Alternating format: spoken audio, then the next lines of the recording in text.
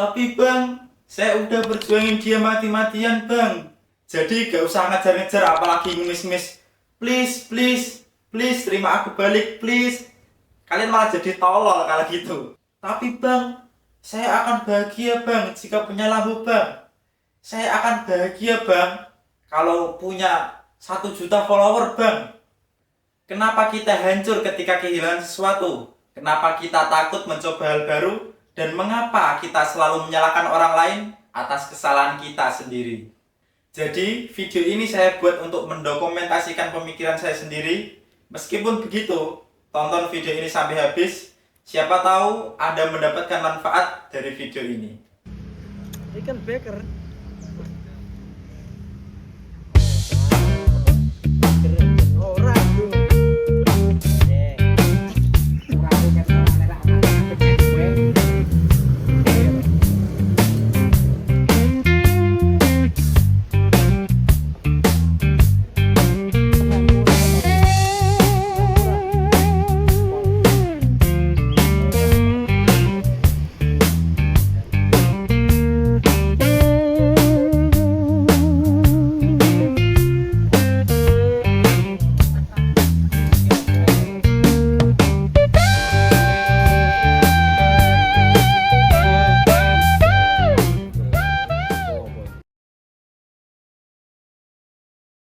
Di sebuah ruang sederhana di pinggir kota, seorang pria tua dengan kaki pincang duduk dengan dikelilingi murid-muridnya.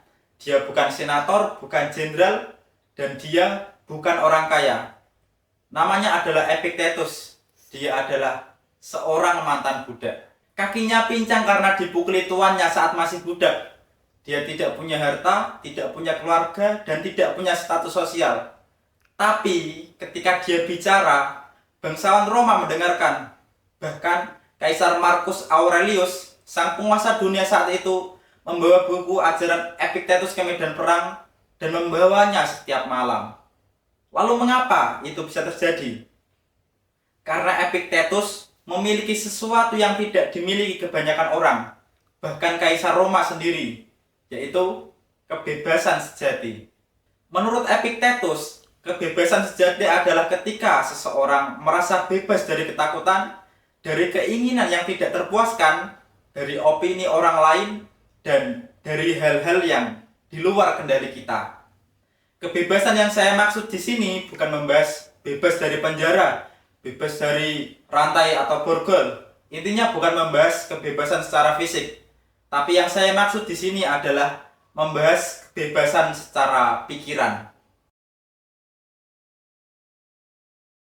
Dikotomi kendali adalah prinsip filosofis dari stoikisme yang membagi hal dalam hidup menjadi 2 kategori, yaitu hal-hal yang berada dalam kendali kita dan hal-hal di luar kendali kita. Hal-hal yang berada dalam kendali kita yaitu pikiran kita, penilaian kita, tindakan kita, keinginan dan keengganan kita, dan respon kita terhadap suatu peristiwa. Sedangkan hal-hal yang di luar kendali kita yaitu tubuh kita, harta benda, reputasi, posisi dalam masyarakat, cuaca, orang lain, serta tindakan dan opini mereka. Karena menurut Epictetus, dengan pembagian sederhana ini akan merubah cara kita melihat setiap masalah dalam hidup. Kita bisa bekerja keras selama bertahun-tahun dan gagal karena terjadi krisis ekonomi. Kita bisa menjadi orang tua terbaik dan anak kita tetap bisa memilih pilihan yang buruk. Dan kita bisa mencintai seseorang sepenuh hati, tapi mereka bisa jadi meninggalkan kita. Tapi bang, saya udah berjuangin dia mati-matian bang, tapi dia malah pilih orang lain. Hei, sadar, dia tuh udah gak peduli lagi sama kalian. Jadi gak usah ngejar-ngejar apalagi ngemis-ngemis. Please, please, please terima aku balik, please. Kalian malah jadi tolol kalau gitu. Kalian ngemis-ngemis nih pada cewek yang kalian kenal baru 3 bulan. Tapi kalian tidak kasihan. Mak kalian tiap pagi panas-panas ke pasar. Persepsi adalah segalanya. Epictetus memiliki cangkir yang indah dan berharga. Karena cangkir itu pemberian dari orang tua. Suatu hari, cangkir itu dijatuhkan orang lain dan pecah. Kebanyakan orang akan sedih dan marah karena cangkir favoritnya hancur. Tapi Epictetus bertanya, mengapa Anda terkejut? Cangkir memang benda yang bisa pecah. Itulah sifat asli cangkir. Seharusnya Anda tahu itu sejak awal. Tapi bang, ini cangkir dari emak gue bang. Gue sayang banget bang. Gak mau tahu pokoknya cangkir ini harus balik lagi bang. Gak mau tahu caranya pokoknya. Tapi jika kita tahu persepsi bahwa cangkir suatu hari akan pecah, kita akan biasa saja. Karena sebenarnya ketika kita membeli cangkir, sebenarnya kita membeli cangkir yang suatu hari akan pecah.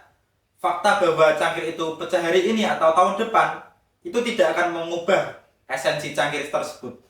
Lalu, aplikasikan itu dalam kehidupan Anda. Contoh, pada harta. Semua harta yang kita miliki bisa hancur, dicuri atau rusak. Tapi jika itu terjadi, mengapa terkejut? Hubungan. Semua orang yang Anda cintai suatu hari akan meninggalkan Anda. Entah itu karena kematian, perubahan, atau keputusan yang mereka buat sendiri. Jika itu terjadi, mengapa Anda terkejut? Ini bukan membuat Anda pesimis, tapi ini membuat Anda kuat. Karena segala sesuatu adalah pinjaman dari alam semesta. Ketika itu diambil atau dipanggil kembali, jangan marah pada pemberi pinjaman.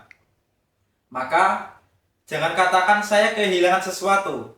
Katakan, saya telah mengembalikannya. Seringkali kita menginginkan apa yang tidak kita miliki dan enggan menolak apa yang terjadi pada kita. Tapi bang, saya akan bahagia bang jika punya lampu bang. Saya akan bahagia bang kalau punya 1 juta follower bang. Masalahnya, Anda tidak dapat mengendalikan apakah Anda akan mendapatkannya atau tidak. Dan parahnya, Anda akan menjadi budak dari hal-hal yang di luar kendali kita itu. Karena keinginan dan keengganan sama dengan penderitaan.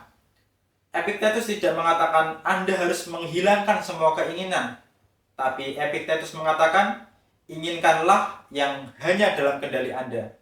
Jadi, jangan inginkan orang lain mencintai kita, karena itu bukan dalam kendali kita. Tapi, inginkanlah menjadi orang yang layak dicintai, karena itulah yang ada dalam kendali kita. Begitu kita hanya menginginkan apa yang dalam kendali kita, maka tidak ada yang bisa mengecewakan kita. Jadi, ada 3 poin yang bisa Anda ingat, yaitu dikotomi kendali, persepsi adalah segalanya, keinginan dan keengganan adalah penjara yang kita bangun sendiri. Itu saja yang bisa saya sampaikan. Semoga bermanfaat dan sampai jumpa di video selanjutnya.